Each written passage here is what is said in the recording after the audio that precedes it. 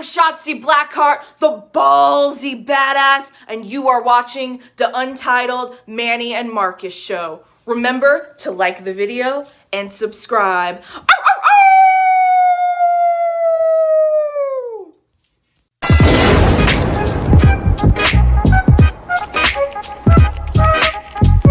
Hey!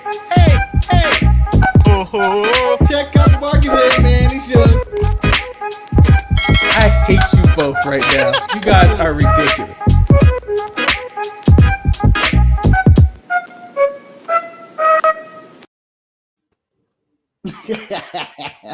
So true.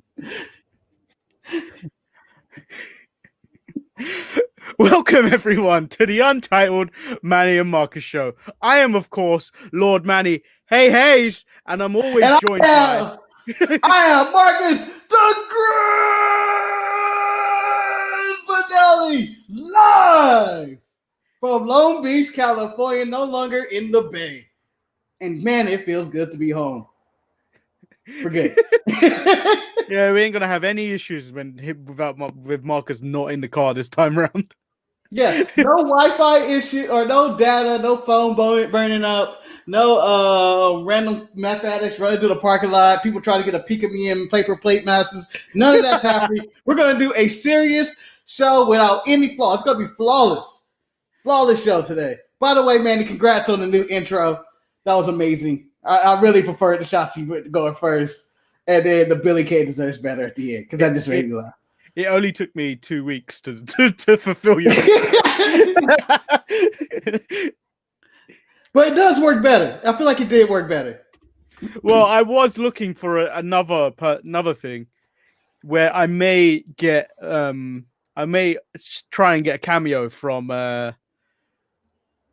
Tex Ferguson or Sex Ferguson, aka Luke Gallows, to give us possibly the Fink introduction, because he does the best impression of the Fink.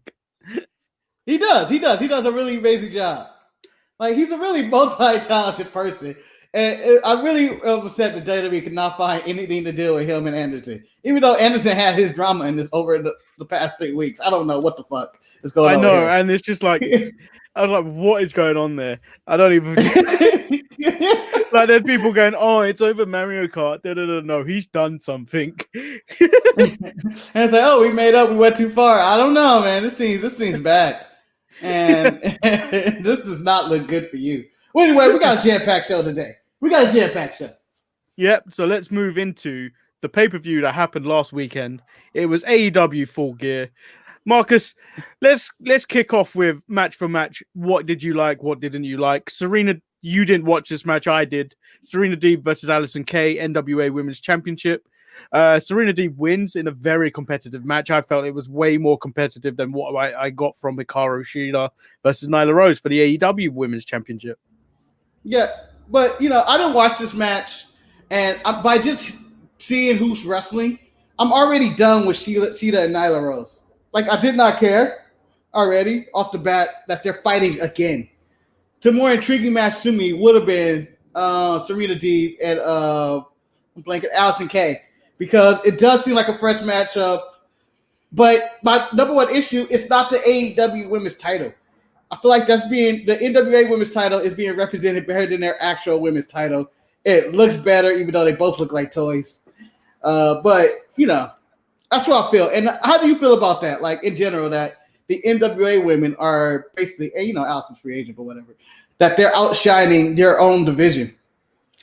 Well, that was the thing. It was just like they put this on the buy-in because they didn't want to do any more cross promotion with NWA. But the match was way better, and it was 100% way more enjoyable than what I got from Shida and Nyla Rose. And I feel like this was Nyla. Yeah, there was minor story elements going into the Shida and Nyla Rose match, and it wasn't enough. Like, yeah, and like it was the worst way to build that pay-per-view, because it was just like, oh, Nyla Rose won't appear on Dynamite till you face her because she's been number one contender for months. And then Sheeta just in the back going, okay, Nyla Rose, you want to fight? You've got one, and that was it. Yeah, and then that's whatever the we feud. got, and then what have we got on last Wednesday, and then that was it. And it just had no real momentum. It was a forced women's match on the show. Yeah, with a ahead, card that had so much momentum going into it, with a large majority of their matches. Yeah, every match seems to have something important, kind of, almost every match. There's stuff, again, I'm going to say it's probably throughout the show, that the show was too long. It would have been better if they took some stuff out. But it was overall a really good show. But if they took out this Nyla Rose match that was forced in, or the final deletion, which I wasn't really a fan of, or Orange Cassidy and John Silver, even though, you may find enjoyment in those matches. But I think the time, that just reducing that time to either be a 3-hour show or a 2.5-hour show would have benefited this show better.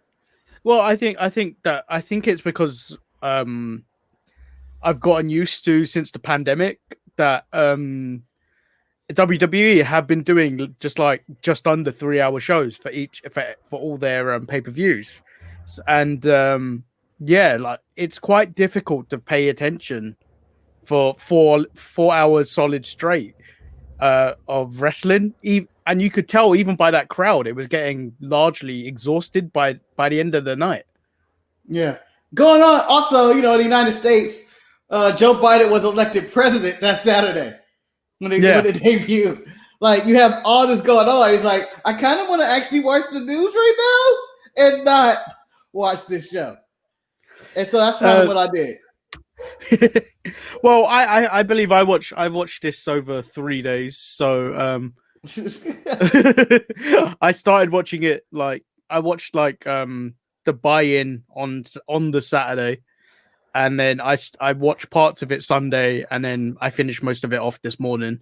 Another match that I thought was good, but they left a lot on the tape, left a lot in their pockets, so to speak, was the opener, Kenny Omega versus Hangman Adam Page, where Kenny Omega won the match and becomes the number 1 contender for the AEW title. I felt like they could have done more. I feel like they left a lot. They were leaving a lot back, which makes sense because there's more to this. There's more to this feud, which I can't say for what they did with the Young Bucks and FTR, because I think that was badly booked. But this it makes sense that this was the opening match and set the tone for the rest of the night. How do you feel about it? I've been going back and forth with this being the opening match because it's a tough act to follow. For me personally, there's a lot of match arrangement I would do for the show. I probably would have had FTR and the Bucks be the main event, just because it seemed like it was the more bigger deal of the night. Maybe start off with Cody and Darby or something like that, and just be in the middle somewhere. I don't know. But then again, my show is a lot shorter. It's 4-match show for me. I would have for me, like you've already said, I would have moved Cassidy Silver back to the buy-in. I agree with you that I would have moved off Shida off the thing and made that dynamite match. And then remove the Matt Hardy, Sammy Guevara. So that leaves 1, 2, 3, 4, 5. That leaves 5 matches on the card. I would have even all of them important. I would have bumped Serena Deeb onto the main card, to be honest. That was I couldn't do that. If I'm bumping my women's title off the show, I can't put another company's women's title on the show. Yeah, I know, I couldn't do that. But back to Hangman Page and Omega, I thought it was a good match, but I didn't think it would. It didn't blow me away. And I think what was missing in this match to me was the fact that I think the 2 wrestlers forgot to tell the story. I feel like it wasn't 2 former tag partners wrestling. I feel like it could have been Kenny Omega versus anybody, or Hangman Page versus anybody. They didn't have that, this guy knows this guy's moves, or a little bit of a little dialogue. I'm not talking about the Roman J kind of dialogue of stay down and all that, but I just mean a little bit of we're former partners, we're kind of friends right now. I gotta move a little stuff like that. It seemed like they were just going through they could have been wrestling anybody, and that was my minor kind of nitpick of the match. I thought it was really good. It was some spots that blew me away. It was oh, this is great and stuff. This is really athletic. But I feel like they didn't tell the story that these two are tag team partners. Kenny's on the verge of turning heel, or Hangman drinks too much, or whatever story they're trying to tell. I didn't honestly get that. I just felt like they were just doing moves. Yeah, I agree with you 100% with that. And then we move on to Orange Cassidy versus John Silver, and Orange Cassidy picks up the win in essentially a pointless match. This feud has been growing on being the Elite, where John Silver has numerous failed attempts of trying to recruit Orange Cassidy, and then obviously it's transcended into Dynamite with numerous attackings. But John Silver is easily becoming my favorite jobber. You posted a video that he had Tough Enough. I didn't watch it. Sorry, Manny. I don't watch all your videos, but you posted a video of him on Tough Enough audition. Yeah, it's weird because that's actually on the WWE like official YouTube account, and it just popped up on my inbox, but on my YouTube screen one day to watch, and I was like, "What?"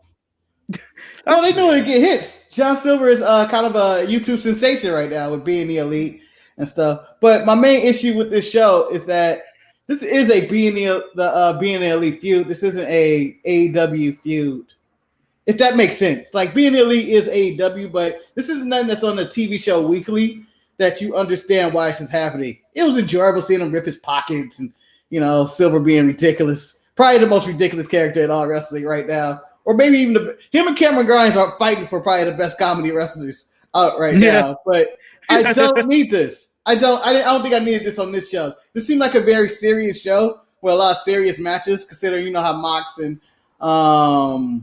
Kingston's feud's been, or Cody and Darby chasing the title, or the Bucks and FTR in their dream match, whatever. It seemed like there were a lot of serious matches, and I really don't think I needed this. Yeah, 100%. Emo just said he's just watched Dragunov versus Walter. It's so epic and violent. I thought I was watching New Japan. Yeah, I think that's what heavily influenced this match, and Walter's just a fucking beast. Easily one of my favorite matches of the year. If you go check out the WWE YouTube channel, you can go watch Shawn Michaels, Sheamus, Drew McIntyre, and a few others reviewing the match themselves as a watch along, and the reaction, even Regal's reaction to watching it is just like, ooh. Yeah, I mean, at the end of the year, that's going to be one of my matches of the year. Like, and I've seen some matches that were hard hitting, in the Thatcher matches, where whether he was in the fight pit or he was fighting Odie Lorcan or whatever, Thatcher was involved. It looked like a hard hitting match. Or Riddle and Sheamus on Raw recently, or whatever's the case. These are hard-hitting matches. But when you say those are hard-hitting matches, and then you say, hey, watch Walter and Dragunov fight. Oh, that's not hard-hitting. They're killing each other. They're killing each other. Well, I said that to one of my coworkers today. He asked me if I watched AEW Full Gear, and then he said that, Moxley and Kingston was a brutal match. I was like, no, my friend. If you want a brutal match, go watch this. So let's jump in. I know we're skipping ahead in the card. I'm going to just skip ahead to Moxley and Kingston. It was exactly what I expected it to be. And like you said, I don't find enjoyment in that type of, pseudo brutality, thumbtack brutality, the hardcore style, and the barbed wire. I get more enjoyment out watching something like Dragunov and Walter literally beat the shit out of each other with like slaps and stuff. Like, to me, that hurts more to watch that than it is to see this. To see people get hit with like barbed wire and that tax. To be honest, like if you're comparing, the only match you can really compare it to recently is the I Quit match in the Hell in a Cell between Jey Uso and Roman, and there was more storytelling in that match. Than there was in this, and these two have an incredible back history which they didn't really play on until like the last week. And they're telling their story. They brought his mom involved. It was all this emotion involved, but to me, again, I didn't think it could live up to whatever their promos were delivering and that they were going back and forth with. It could never live up to that because it was amazing. But the fact that I just saw an I Quit match with Roman and Jay, and the emotion of saying the words I quit was there. And in this match, it could have been there. Kingston not saying I quit, and then the part that he says I quit, you can't really tell And it wasn't there. Like, I felt like there should have been some type of embrace at the end of Moxley just not wanting to hit him. The finish I had for the match in my head, which is probably a controversial finish, is Mox saying, I quit. I can't kill my friend because my friend's about to die. I can't even do this anymore. This is disgusting. But I feel like that's the kind of that's what they were building to. Yeah, this is the thing for me is like I know AEW ain't gonna build to this though because like you saw at the end of the match they already moved on to his next feud, which is Kenny Omega, and it's just like you can't just push aside the fact that he's just had this one of his more brutal matches. I know his last brutal match was with Kenny Omega, and it was like, holy shit, what are these two doing to each other? But yeah, that was too over the top. Yeah, it's just like you can't just brush aside what just happened to Eddie Kingston, and the fact that like Eddie, this is going to be it. We ain't going to hear from Eddie Kingston's story in a while now. Like he may bitch and moan about it, but like he's not going to be in that title picture for like at least maybe. Never in his career again. Never in his career again. I think it's done. The story going on that he's been wrestling 18 years and never got a title shot. Yeah, that was the story, and this is his title shot, and it's the best chance he could. And at the end, and I thought this is where a lot of matches fell apart at was at the very end. They didn't give you that after the match emotion you needed, or they're taken away. Like for this match, Mox is in the ring. He got the title, but he's looking at the damage of what he did to his friend. You see Kingston kind of crying and Mox kind of crying, but then Omega comes out and it takes away from that moment. Show could have ended with them two either embrace it or, old friends going like, man, this is what this title's all about or something. It would have been better than having Omega walk out like, I'm next for the title and all that. Somewhere we've already been. We've already had Omega and Mox in a death match pretty much already. Yeah. And the thing I'm going to pair together, because I feel like they were kind of pretty much the same match, just with different stipulations, was the Darby Allin versus Cody Rhodes and MJF versus Chris Jericho, where they both end up in a roll-up. Like almost like a fluke victory kind of win. And I get nothing from that. And like it was, I feel like Cody Rhodes took away from almost Darby Allin's moment of actually like beating him. I feel like no, there was a lot of things that took away from the moment. So, this is another one of those endings to a matches I didn't like. Because Darby and Cody, I felt like had the best match of the night. The best match. I'm going with for me, everything they did was exactly what I want for pro wrestling. Even though I thought an MLS Crossroads should end any match because I don't give a damn who you are. Fuck that move in this match. I was like, oh, that's it. He's dead. Pin him. Protect the move. But no, it didn't happen. But other than that, I enjoyed this match because of everything going on with Arn yelling at Cody. It's the best use of Arn. And him going over to Darby. Just stay down, boy. Stay down. You don't need to get back in there. And him, like the series of body slams and stuff. And then Darby getting the fluke win over Cody. I didn't like the fluke win. I thought he should have just won with the coffin drop. And just give him this moment. And then at the end of the match, when Taz comes out and they're getting attacked, I was like, I don't need this. Let Darby have his moment of just holding the title up and end the match, in the segment. Like, I didn't need that attack. I don't need Will Hobbs. I feel like Will Hobbs' only job at AEW is to run around with a chair and chase people away. That's my only description. I thought he pretty much hit his arm in the door when he swung that chair. He may have. He just swung it everywhere, and I was like, don't need this. So this is a great comment from Don. I'm gonna put it up here. I hated the show. It was too have you seen wrestling since the 90s? Wink wink. I feel like that's AEW always. Well, they had to throw Jake the Snake in the show too, just because. Like they had a random promo of the Murder Hawk, and I was like, I don't need this. Get to the next thing. Let's end this show. This might be one of the last times you may see Jake Roberts on AEW, actually, because a news report came out that he's suffering from really bad COPD, which is a breathing disease, which is like way worse than which is an obstructive breathing disease, where he's finding it difficult to do anything for like minimal seconds without having struggling for air. So it might be the last time you see him paired with the Murder Hawk for a while.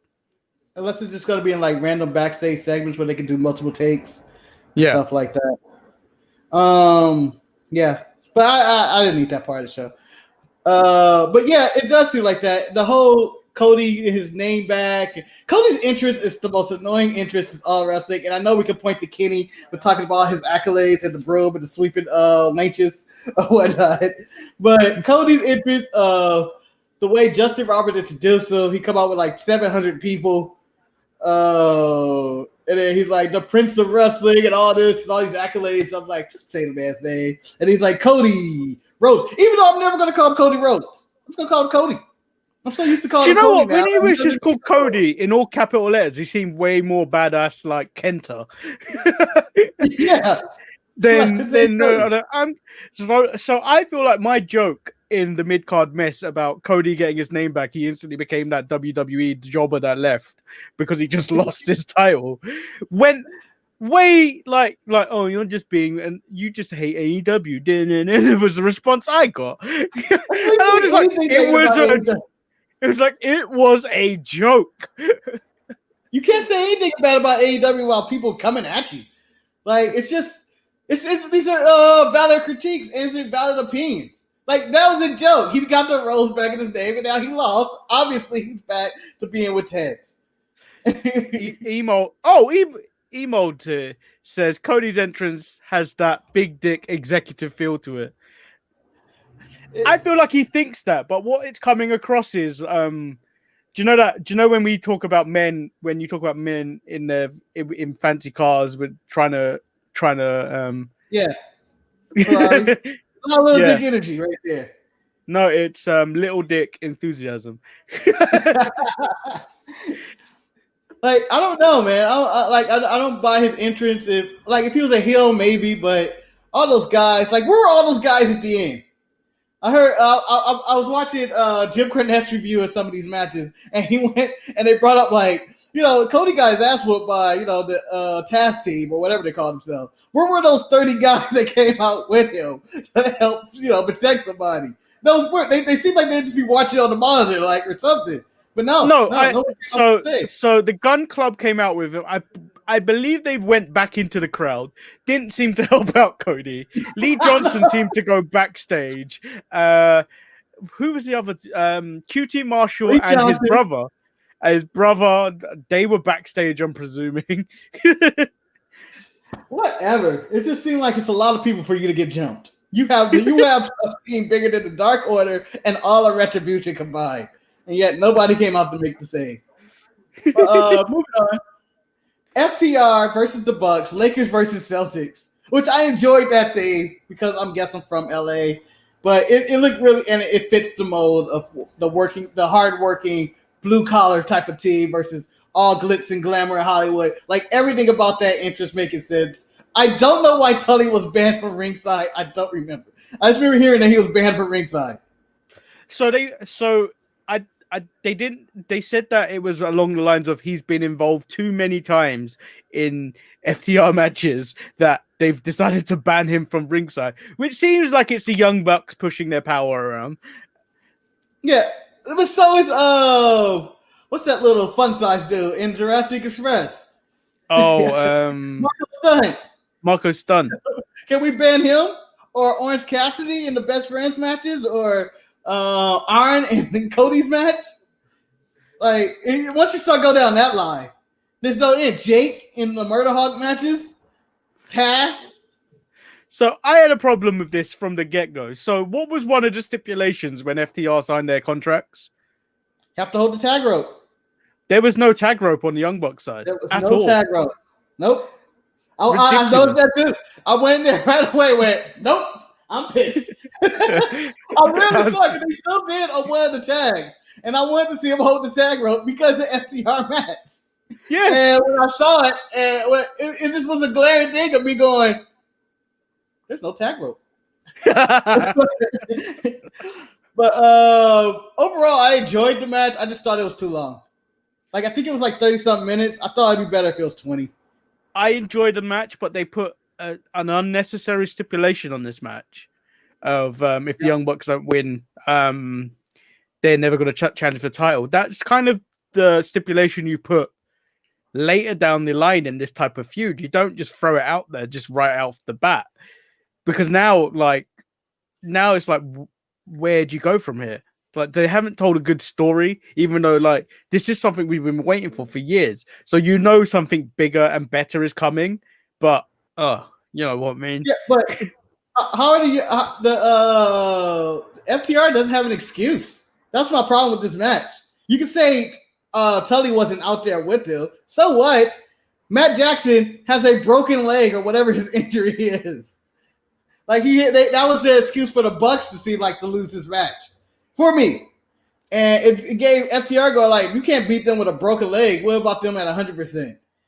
Like, see, so Don has put another comment in here, but it makes me feel like it's Eric under a different username. However, it's not, because Eric ain't like this eloquent when it comes to points like this. Look, he ain't good a word. So Don has said the whole company has a feeling of Triple H and the authority figure storyline throughout. Everything revolves around management, Omega, Bucks, and Cody, just giving people rubs. But it's not natural. Okay, I agree with that. And he's not wrong. Yeah, and one of the things that it seems like, and I'm stealing because apparently I watch way too much Jim. I literally watched all the Jim Cornette reviews of these matches back to back because I had nothing else to do. But what? Why would you do that to yourself? First off, I enjoy his reviews. They make me laugh because he hates this company more than Eric. Like, him and Eric would just enjoy the shit out of hate AEW. But the fact that he said that this was not like, a lot of this seems like they all got together in a meeting at the start of this company saying none of us are going to have the title or be in the main event for a year. That's it. That's the rule. Okay. A year has come. Omega's the number one contender for the title, probably going to beat Mox. The Young Bucks are now the tag team champions. Cody just dropped the TNT title, but who knows how long that's going to last. But it feels like they're just going to push each other. They're going to push themselves. And the fact that the Young Bucks beat the Revival was the equivalent of Hulk Hogan trying to always get his win back on people.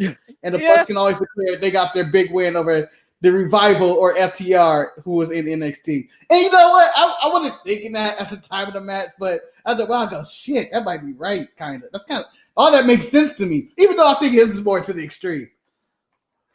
And it is a very upper management heavy show.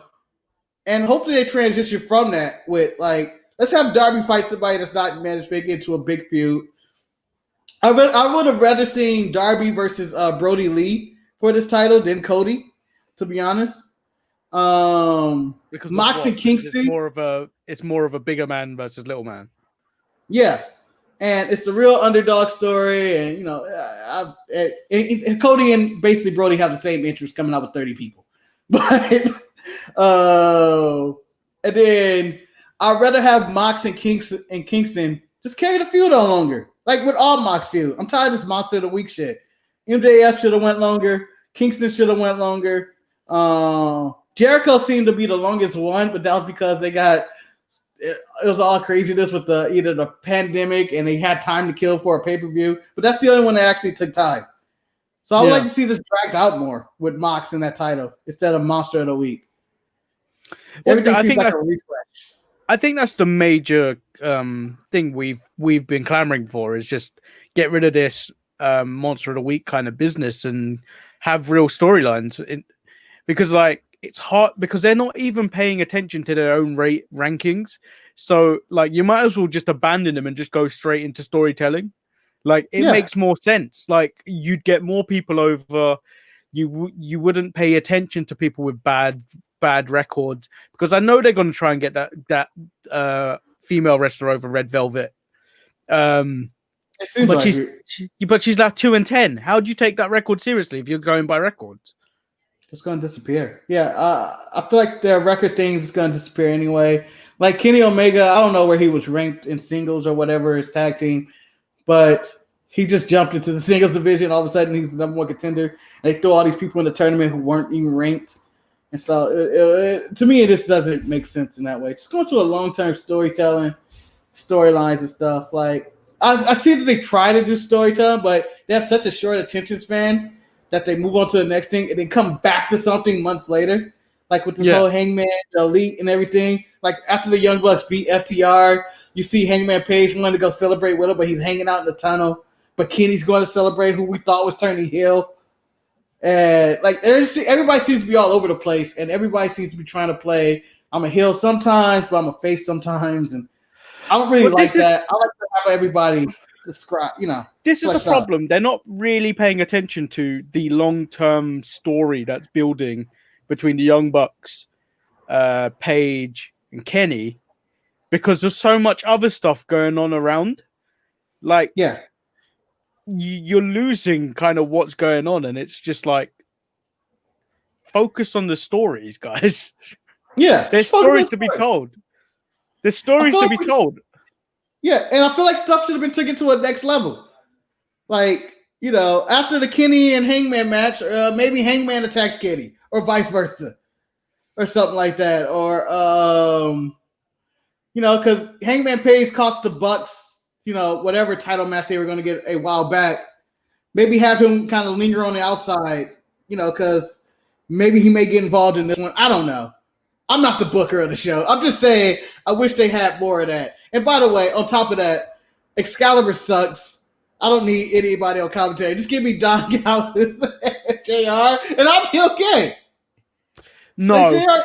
No. There was one point where JR asked Don Callis, why do they call Kenny Omega the cleaner? And then he started going on about something about video games where Excalibur had to answer the question for JR because Don Callis refused to say, do you know what? I just don't know. No, man. That was clearly what happened. I remember he said it. Why did he call him the cleaner? And I can see JR going, that wasn't my fucking question. And he's like, well, let me explain. But I don't like Excalibur. I think Excalibur is probably my most annoying commentator of all shows. Well, not as much as Josh Matthews on Impact, but maybe not as much as Kevin Kelly in New Japan. But of all the wrestling shows between WWE and AEW, I don't really like Excalibur. I feel like he comes off as a know-it-all. Like, I don't know. And he has to explain stuff that I don't really think I care enough to be explained. The only thing that annoys me about him is the amount of times he has to announce the topes. Yeah. And it bugs me because there's so many. There's so many. Yeah. I've seen about 12 of them already by now. All right. So overall, solid show. Could have been better with lengthier time or cutting some time off matches. But I just feel like they need discipline. Like the entire AEW, not just this show, just in general, just a little bit of discipline. They need somebody to be like, nah, how about you Bucks, you guys are going, 30 minutes. How about 25? Yeah. Or Matt Hardy deletion. You want 20-something minutes? Give me 10. Well, this is it. They put too much power in their wrestlers' hands, and then things get drawn out so long that you lose interest. Sometimes keep it short and sweet, guys. Yeah. And I wish somebody would have worked with Mox and Kingston. Talking about, I need you guys to really flesh this out. Roman and them just did this.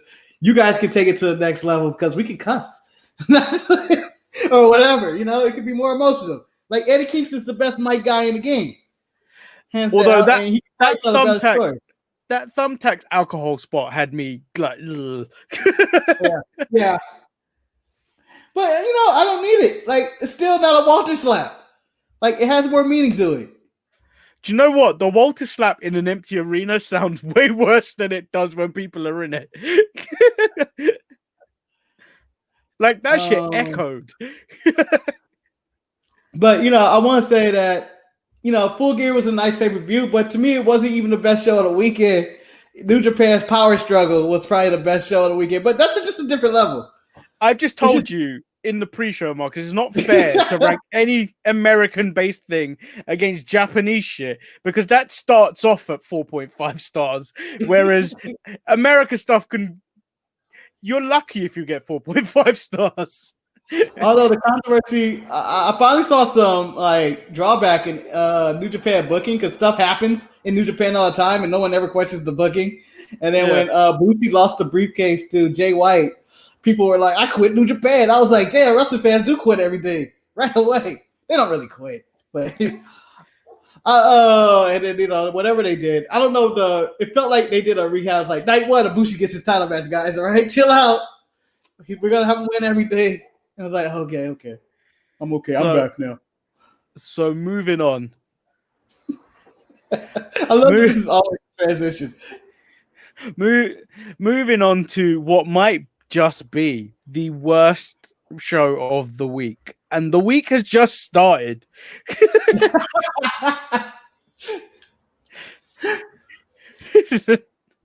This is tough. Oh, this is a tough one. Stop me. I'll just read out my notes, and then you stop me if you want to interject. Okay. Let's hear it. Raw opens up with the Miz and Morison teasing the fact that Miz could cash in tonight, which is when Randy Orton comes out and is has had enough of Miz's bullshit. And basically can we stop right here? Oh, go ahead. Read what he's going to say. Sorry. And basically says the only way he could take that title from him is because of that briefcase, where the New Day comes out and says some irrelevant stuff and then eats some RKOs. Yes. I mean, Kofi ate that RKO. He knew that shit was coming.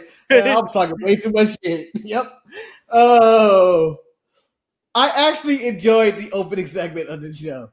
And I was like, this might be a good role tonight. I did. I enjoyed the Miz coming out talking, and then Randy Orton talked about John Morrison. You picked up. Who are you? You picked your ball, went to the minor leagues. You ain't shit, Miz. You gonna cash in on me? Do it right there. I give you my back. I swear. Like, and then the New Day coming out, them setting up that 6-man tag later on, and the Miz was playing that they can get a tag team title shot. That to me that made sense. I was for it. I was like, let's do it. I'm okay with it. Right there. I was like, that's a solid opening. So the next thing I have is a Survivor Series qualifying match with Elias versus Jeff Hardy versus Matt Riddle. Elias teases that he was trying to play his song, and each time he was thinking he was going to get interrupted. So when he thinks it's all clear, basically Jeff Hardy interrupts him. This was an okay match in my opinion. Nothing special. No, nothing special at all. I honestly want guitar versus guitar match in which they just have a guitar battle match in which Elias is on one end playing the guitar, Jeff is on one end playing the guitar, and the fans decide who played the better guitar. That's what I want out of this. Other than that, no more. So we go backstage. Drew Gulak looking amazing in that suit. Let's be real. It's better dressed than Shelton Benjamin. I'm putting it out on there. He was the best dressed of anybody in the Hurt Business that night. Bobby Lashley looked like an old white man in Florida. No. Do you know what Bobby Lashley looked like? He was wearing a tablecloth. He did. Like Drew Gulak tries to join the Hurt Business till they pick apart his dress sense and then get stomped out by the rest of them. It's so unnecessary, which is where R-Truth pins him and takes the title back. Honestly, the Hurt Business is the only reason I'm invested in Raw. Whenever they're on, I'm kind of curious what's going to happen. And the fact that they jumped Drew Gulak for the clothes he was wearing, like, look at you. But he was wearing a nice suit. But who wears a nice suit like that with a clip-on tie? He deserved to get his ass whooped. But no, the best jumping I saw. He had the best explanation for that. It's like, sometimes I just got to run. Yeah, I have quick disguises. I mean, which is why when I used to work in retail, they never gave us the uniform as the manager. They never gave me a real tie. They always gave me a clip-on tie in case someone tried to grab me. Fun facts. And then R-Truth come in, becomes the 24/7 champion. That happens again. Although, shout out to R-Truth, the New Day podcast with R-Truth. When I was driving down listening to that, I could not stop laughing. It made that drive so much easier. It was hilarious. The fact that the best part about that was Big E not taking any account for all that bullshit that was going on. Really? My calculations state that you were. Because you were not alive to John Cena. You didn't stop. You were 80 years old. My favorite thing was R-Truth. Them asking, how do you stay so young? And he's like, Vaseline. And like, that's it? That's the petroleum jelly? Yeah, just Vaseline. You look in the mirror and you just got to believe. And then Kofi goes, you believe? I'm talking to this man about you. And he's talking about I didn't believe in myself, which killed me. I was like, what is he talking about? It was a great interview. It was great. It was just all the fun in the world. R-Truth might be. Yeah, you just gotta believe. Put the Vaseline on and you believe. And you stay years longer. You don't believe in time either. He was like, none of this makes sense. Nothing he says makes sense in the first, I guess, 40 minutes of it. Yeah, the real interview really started taking place at the end when he started telling everyone about his 2-pack story, which was great. Yeah, it was great. It was great. Like his origins in the business is great. Like, I don't know. R-Truth is way too old to get a real run at anything, but he's so entertaining. I wouldn't mind just seeing him just compete one last time in a serious match. What people need to realize and put some respect on him, he was an NWA heavyweight champion. First black NWA heavyweight champion. Yeah. Was he the first black? Yeah. After how many years of that title? That is ridiculous. Hey, the WWE championship took a while for The Rock to get it too. Yeah, but at least, oh yeah. But they don't. After that, come on. Do you know what the worst part about that is? They don't really acknowledge that he's black. I know. They go on about how Samoan he is. Yeah. So also, he was the first black TNA champion at the same time because it was the NWA title and NWA TNA title. Yeah. So he has a legacy. He is going down in the Hall of Fame of any wrestling Hall of Fame, and it's one of the most unlikely stories ever in the history of wrestling.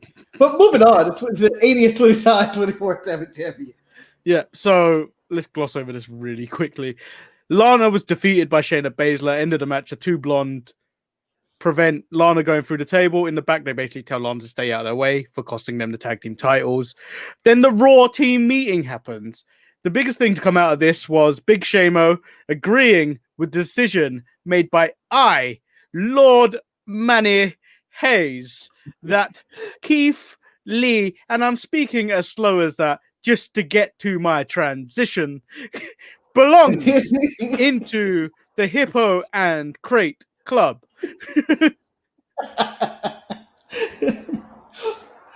Oh man, I don't know why that image of him looking at the time is the best thing ever. Because he makes me feel like I need to look at the time when he starts speaking. Hey, in his defense, I want to say his attire and his vocals this week was the best I've seen Keith Lee on the main roster. Even though he had to laugh at Matt Riddle's terrible jokes. I feel like Matt Riddle paid him to laugh at that joke. That was so terrible. But I did enjoy the nicknames of Skipper, and Whitewell. I already forgot them, but I enjoyed those nicknames for the people, code names. But I feel like we have a bunch of Survivor Series teams, and no one seems to be. There should be one roster that says we're a team and we're together on this. Because they're all AJ's fighting. team is just fucked. Yeah, AJ team is just fucked at this point. Like they don't get along for a second. Everybody hates everybody. And Sheamus looked like he's gonna have a boiling point because he's dealing with a bunch of idiots. Well, Sheamus wants nothing to do with this team. Yeah. He wanted, if he could have recruited Drew McIntyre. For me, it felt like when LeBron James was trying to get people to play with him on his team, and they go, "Nah, man, I'm okay, I'm good." That's what it felt like when he was going for Drew McIntyre. No, it's just like Sheamus. Sheamus just wants to be in the good old days with Drew McIntyre, but like Drew's got his eyes on other things. He's like, please be my friend. Remember me. But everybody's had that moment with their friend when they're bitching and they come over there just bitching about shit.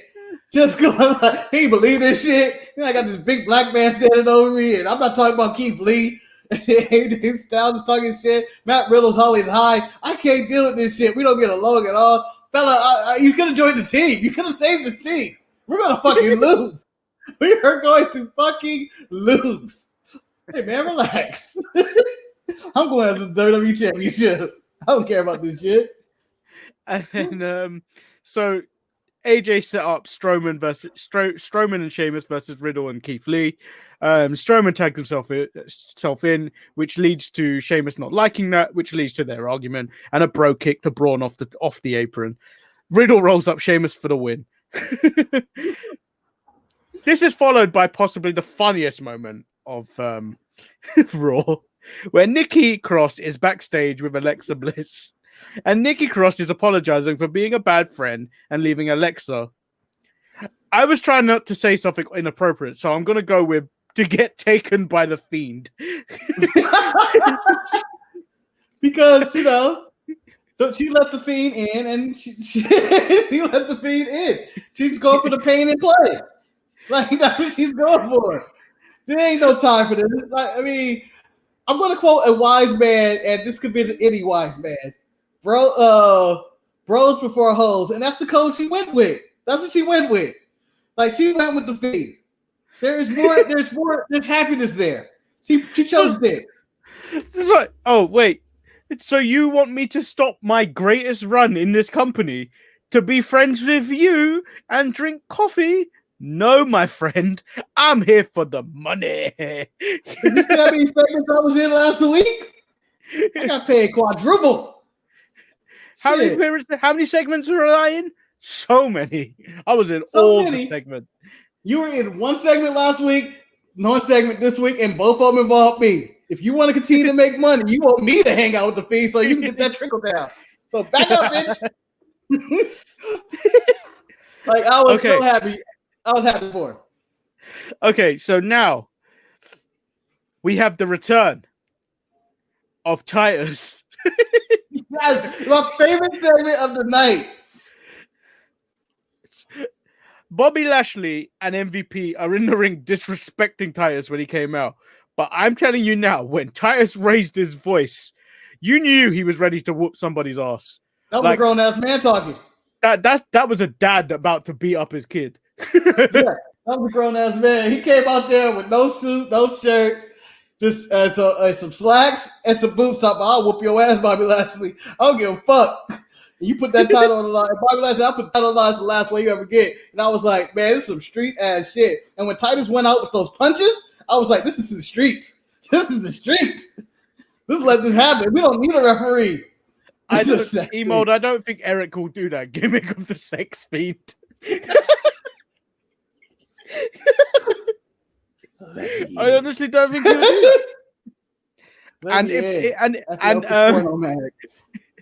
And if I would just say this again on Saturday when we do the show with Eric to get his full reaction. My Eric impersonation. And can you guys go watch the last podcast because it only got 21 views? I don't know what's wrong with that. It's the better show. I don't know what, because all three of us combined is funny. Yeah, it's just two of us. This is more straight analytical. We're probably going to bury one or two jokes here and there. Over there, it's like 90% jokes, 2% wrestling. And they're not planned. I planned some of my jokes for this show. I just show up again as on all of them and just play off everybody. Marcus, but Titus, go ahead. I've been trying to work this in for weeks. How does the Big Show like his steak? Where?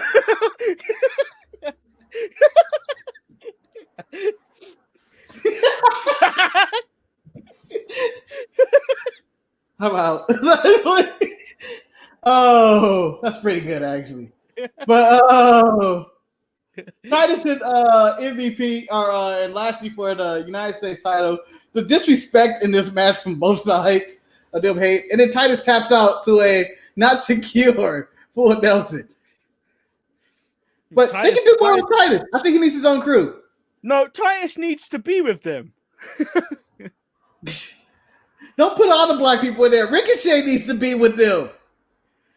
No, I think Ricochet needs to be with Mustafa. I feel like a lot of people are out there. By the way, Tucker Knight showed up in that 24/7 title match. Did not recognize him. Leave him alone, damn it. Leave him alone, damn it. I am only alone with Vince. He is a two-time 24/7 champion. Two-time. I swear, that title case had so many times. It was like, oh shit, this is real. Everyone in that match was pretty much the champion at one point. If you didn't become champion, you were in that match. I don't know what happened. So Asuka versus Nia Jax. It basically comes down to a distraction from the outside when Shayna and Lana end up on the apron, and all of them, all Team Raw starts fighting amongst themselves. Nia loses the match. They decide to take out the rest of Team Raw and then put Lana through a table for the 8th time. The best thing about this was in the lead up to the Shayna match, they replayed every single time Lana went through the table with a counter. Yeah. I think we stop at 10, right? We're going to stop at 10. I think again. I think she's going to put Nia through a table at Survivor Series and cost them the match. I'm so for that. Again, as much as anybody may hate this or like it or whatever, better than anything her husband is doing at AEW. Just saying. And do you know what? The thing about that is he keeps saying that he's enjoying everything he's doing, but I feel like he's in exactly the same position that he was in WWE. But maybe now probably be getting paid less and stuff. I don't know, man. That was a bad decision on his part. Yeah, well, whatever the storyline is, I don't know. It's just not working for me over there. And I am a Rusev guy. I'm like, I'm the best, and we debuted. I was like, this is good for them. But the whole Allin storyline, the computer thing, is just not working for me. Although Lana becoming champion would be the greatest story ever. She looked really sympathetic this week. Now I thought she was just gonna throw herself to the table, which I want. I want Lana to become the Raw Women's Champion. I'm just saying, it needs to happen. Yes. Also, do you remember the Incredible Hulk movie? The Edward Norton one? Edward Norton. One where he heavily changed everything in that film so it became not memorable. It was, you know what? I enjoyed it to an extent. I mean, they destroyed Harlem for no reason. No mention of that in Luke Cage. That's when you realize shit ain't connected at all. But they destroyed all of Harlem in that. But I enjoyed that, he tried to control becoming a Hawk, and there was a countdown of how many days without incident. I would like to compare that to Nia Jax. How many times you can compare her without injuring anybody? Right now, she has a pretty good streak of like 8 weeks. To be honest, I'm surprised she hasn't hurt Lana going through that table. Yeah, I agree with Don with this being the blackest WWE has been in a while. Like, in every segment, you got either a person of color, mostly a black person, doing stuff. And, like, literally, if you want to start the Hurt Business SmackDown, you can literally do it. Well, they shipped off all the Mexicans over to SmackDown. Oh, yeah, they did. By the way, Don's ending to Survivor Series makes the most sense. Because Lana's going to be the sole survivor of that team and win the match. But Nia put her to the table early in that match so she'll stay out the way, and then forgetting that Lana is in the match and her getting a roll-up cheap victory to win it for the Raw team will be the greatest thing ever. The IWC or all the wrestling fans around the world will be upset, but I will stand up and cheer as that this was a long-term story that Vince McMahon was committed to. Lana is the best. Lana's number one. Number one. Lana number one. I think this probably was the match of the night. Mustafa Ali versus Ricochet. This is probably the blueprint to their probably main event match. Yeah. On the network. Ali started the match saying, join me, I can save you. They put on a decent match with Ali picking up the win via submission. So they kept the promo earlier in the night. Ali made reference to Ricochet being foolish for thinking he can survive in the rigmarole of being in all alone, and he's correct. Yeah. There's a bunch of gangs now. and people found clicks and stuff, and he can't survive a Hurt Business Retribution war in the middle of it by playing in the middle. He can join either one, and I think he should join a Hurt Business. So him and Seth can be a tag team like they were already, and they can be the tag team of the group. So we can get back to that. Shelton could just be who he is, and Bobby can be United States champion with MVP as a mouthpiece. It makes the most sense to me. However, if he joins Retribution, I wanted to join Retribution. Okay, we're going to campaign on this. Why should he join Retribution instead of Hurt Business? So I can fire Mace. Is that bad? That is bad. But why can't Mace and Ricochet exist at the same time? No, because Mace. Do you know who he reminds me of? Theo Madden. No. Michael Tarver from the original Nexus. Whoa. Useless. He was.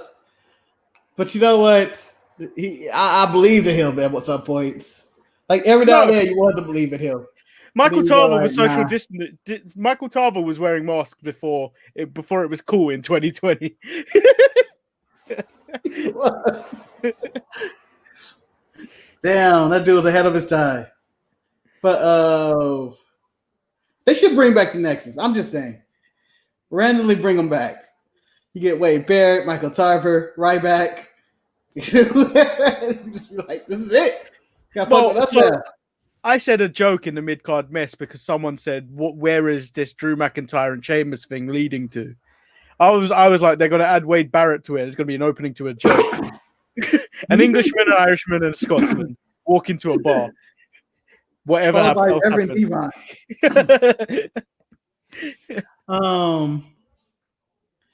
Well, this Drew McIntyre Sheamus thing, excuse me, it's leading to a Sheamus Drew McIntyre feud, right? I would hope so. Like, I feel like the bitterness, like Sheamus was supporting his friend, but you saw that hint of jealousy of like, you too big for me now for this title? You're my boy, you're my mate. We used to run the bar and have pints together. And I feel like he's going to cost Drew McIntyre the title next week. I would hope so. And then so backstage before Randy was getting into the ring, as you just mentioned, you had the postman delivering some news that Randy Orton will be defending against Drew next week. And then the 6-man tag happened where I didn't really watch this, to be honest. So Marcus, would you tell me what happened? It was exactly what you expect. Randy Orton refused to tag in, which was good. I really enjoyed that. He wanted to save himself, one, for the title match next week, and two, he didn't want the Miz to be able to work him up so he'd have to lose his money in the bank. Like, he had a plan, and he eventually walks out on the match. And then it's just set up the match next week. Nothing happened of any importance. Drew and the New Day won by pinning, I believe it was John Morrison. So nothing of importance happened. It was there, but I was fine. I enjoyed the Randy Orton stuff of it. Of that, he did the smart thing. I don't have to win this match. I don't care about the match at all. And you told me I have a title matches? I care even less now. Fight Drew McIntyre next week. Fuck out of here. I'm surprised he even stayed at ringside. I would have walked out on them a long time ago. Well, there was a moment in the match in which, you know, how all hell's breaking loose and everybody's running around. He just standing on the apron. I believe at one point he jumps on the apron and just sits at the announce table going like, I don't give a fuck. Like, people diving on each other. Like, it's just dives going around them and stuff. It's like, don't give a fuck. Don't give a shit. Come at me, I'll hit you. But other than that, I'm just gonna chill. Like, he had the proper response. It was the logical thing to do. And I don't blame him for that. Do you still think at Survivor Series we're getting Roman versus Randy? Because there's been no build to this on either side. Like, neither one of us sweat the other guy. Like, everybody's in their own storylines. Yeah, these two have got far too much going on. Like, this is the problem when you book so many brand versus brand matches. Yeah. Like, you lose sight of what's going on your dailies, on your weekly television, because you got to promote to this thing. And it's just like, the only people that are really doing any promotion work towards this are Team Raw, the Team Raw teams, and Team SmackDown teams, and then Bobby and Sammy. Otherwise, Bobby no one else. didn't even do anything this week. Well, Bobby made references to Sammy for saying like he didn't say anything last week because he's scared. Well, I guess, but it just seems like it's there's no build to these champion versus champion matches, and all you need is promos. And I feel like earlier, before we got the Thunderdome, we were getting better promos and a little bit of storytelling on Raw than we were getting before. Now that they have the Thunderdome, they're throwing us more matches or something. I don't know. Raw just seems like it's trash. I don't know. They've moved all the relevant stories to SmackDown because the USA Network needs Raw, whereas Fox definitely don't need SmackDown. So SmackDown need to bump up their ratings because it's a lot harder to stay on Fox than it is for Raw to stay on SmackDown. Raw to stay on USA. That makes sense. This is why this is why all the decent storylines, all the kind of bigger names are on SmackDown now is because of that. Yeah, but do you feel there's a way to save Raw? I mean, it's still a 3-hour show of a bunch of people I do not care about. Like there's maybe a handful of people, and that's probably the Hurt Business, Randy Orton, Drew McIntyre, probably, and that's it. Everybody else is on the show. I don't think there's any way to save Raw anymore because it is 3 hours and it's so. You could make longer segments. I don't know. You could make longer matches, but like, will you get burnt out? I feel like you would. Yeah, because basically Raw, I feel like they're booking 3 wrestling shows, 3 episodes of NXT UK in that hour. Like, here we go, boom, boom, boom, boom, and then we have to make cohesive for this week. And it's like, this is a difficult show to do. And if the roster is thin as it is, and the lack of, with COVID and talent going around, and, do you think the reason that the story that NXT is off Survivor Series is because they said Vince was upset that they're losing to AEW, but do you think the real reason could be that COVID couldn't have that many people around in the locker room at this many times? Yeah, I think because of NXT seems to be the prime case source of where all these COVID outbreaks are coming from. I think they're trying to keep. I think that's probably one of the main reasons is trying to keep all the rosters separate. Yeah, as much as possible, and it makes sense. But like, it does seem out of place that NXT are not involved. I read somewhere that NXT is going to have a real audience for the first time this week. I'm not sure about that. Welcome to Florida. Although the video, the edition of Raw I was watching, I don't know if you noticed it, the amount of promotion for NXT this week throughout the WWE programming going into ad breaks, I saw it at least 6 times. I think 6? I don't know. I feel like I saw it twice, but then again, I kind of skip around doing commercials and stuff. And then, who knew Johnny Gargano is floating around in that Sasha Banks category of winning a title and not being able to defend a title? I did not know that. Yeah. Remember, he won the title that one time and lost it like a week later. It was like, oh, okay, guess that's champion. But that's all we got for the show today, right? I mean, Wednesday Night Wars Thursday. I'm not sure if there's gonna be a show Thursday though, to be honest. Why? Where are you going? I'll tell you after the show. All right. Cliffhanger. Oh no. There may not be a show Thursday. Who knows? It could get bumped to Friday maybe or something. Who knows?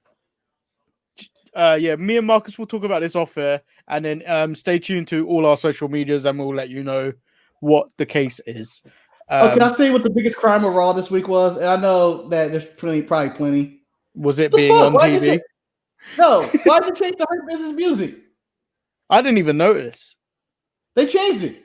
And I like their music. I like the original music. Dun, dun, dun, dun, dun, dun. Whatever it was, I liked it. And then they changed it to something even worse. Oh, so I've been getting onto AEW about their audio, but I feel it's only fair I get onto Raw. I get that Monday Night Raw has a fancy new song for its intro, But you need to make that an instrumental the moment you cut into the crowd or cut into the arena and you're trying to talk over it, because none of us has a fucking clue what's going on at that point. Yeah, because we have to do referencing a million different things. As Tom Fields going to it next week as we donate to breast cancer awareness, and Bobby Lashley and Sheamus are going to fight next week. And what the fuck is he talking about? This dude's rapping over. You need to throw an instrumental over that. Throw an instrumental over it. Because they've done it so many times before. I mean, it's a nice fancy song, you know. I actually really enjoy it. It gets me hyped for Raw, and then Raw starts, and you go, "Well, the song's over." Yeah. And then you have to hear it. Next time you hear it, you gotta hear it over Tom Phillips and Samoa Joe talking. You're right. Bullshit. He's just changed his name. He's changed his name to Pantheon Don. That was Bobby's name. That was Bobby's theme that you were hearing. Oh, so it's Bobby's theme now. But when they come out together, it's the other thing. Okay. Yeah. Why'd they change Bobby's theme? I don't know. I was really upset. I was upset that they can't get black people theme songs right. But I forgot who got a new theme song. Otis got a new theme song right away. Yeah, but Otis' theme song is trash, and you know it. Yeah. Oh God. Just hire a guy. There gotta be somebody out there that can do the music. They've got that little kid, that guy that raps. Make him do it. Isaiah, get him to do it. Swerve Scott? I loved it. No, yeah, even Swerve Scott, but like Isaiah, he when he rapped Adam Cole to the ring on that NXT Takeover show, which I think was NXT Takeover 25, fire. Mm-hmm. I don't think it was 25. I feel like you're going too far back. It was recent. 30? 25. I think it was 25 when he rapped Adam Cole to the ring and Adam Cole beat Johnny Gargano for the NXT title. That may have been. Was that the great? No, Keith Lee won Great American Bash. You're right. I don't know if it was 25 though. It was like 2 years ago. Was it 2 years ago? I feel like it was months ago. I thought it was Portland. No, it was like 2 years ago. I thought that was Portland. Damn. You're probably right. And on that note, I've been Lord Manny. Hey, Hayes. And I'm Ben. Marcus, the grand finale, back in LA again, or Southern California. And remember, Billy Kay deserves better. By the way, I read the news story. Vince McMahon has given up on Peyton Royce. Funniest news story I've ever already. Yeah, that was my favorite news story because I'm like, what? I feel like they're just based off of Vince McMahon goes, Peyton Royce, huh? Like he'll say something like that, and somebody's like, Vince McMahon's pushing Peyton Royce. And then next week, who's this? That's Peyton Royce. Vince McMahon giving up on Peyton Royce. It just goes by grunts if he remembers them or not. But still, the Iconics should never have been broken up. And more successful, I need Billy Kay to again show me her headshot right here, resume right here on every single episode. If my printer was working, I was gonna print out a headshot of Billy Kay and just put it like that. Headshot here, resume right here. As you see, I was on Monday Night Raw. And on that note, we out. Peace. Peace.